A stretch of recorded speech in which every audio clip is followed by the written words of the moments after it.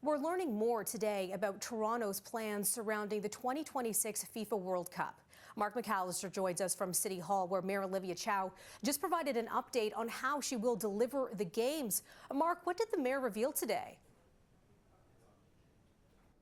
The mayor's talking about doing a little spring cleaning, as she called it. Obviously, she inherited this World Cup contract to try and deliver the games, the FIFA World Cup games, in 2026 when they arrive here in Toronto. And she wants to try and make sure that the city delivers it in a very specific way. Transparency is a big part of what she's talking about. So she's setting up a number of committees here at City Hall with specialties to make sure that they walk away from this with some financial sustainability for the city. And it's not just about cleaning the structure up here at City Hall. It's to try and provide that transparency, as I said, some accountability. She's brought in a former councillor and budget chief, David Saknaki, to be a special envoy to her in trying to help all this get set up.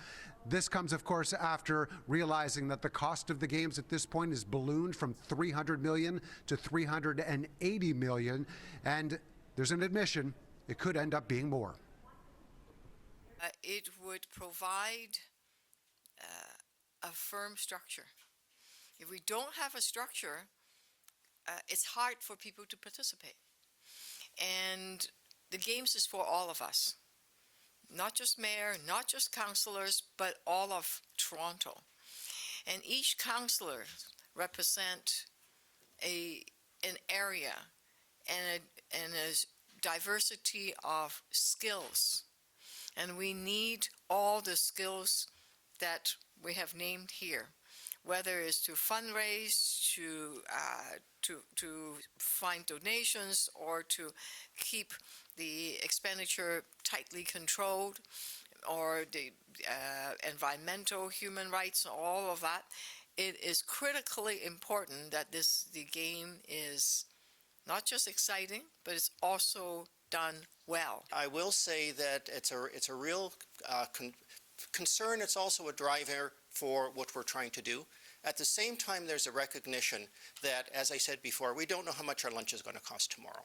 So we're putting in detailed plans. I've seen a good many of them. Yes, there's going to be hiccups on the way, but we will deal with them, and we'll deal with them responsibly.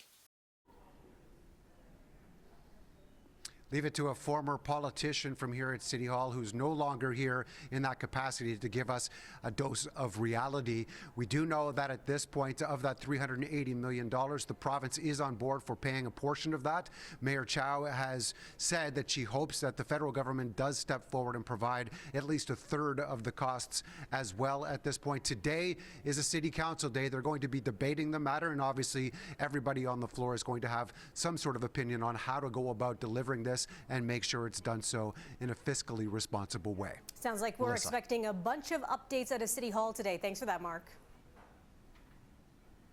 No problem.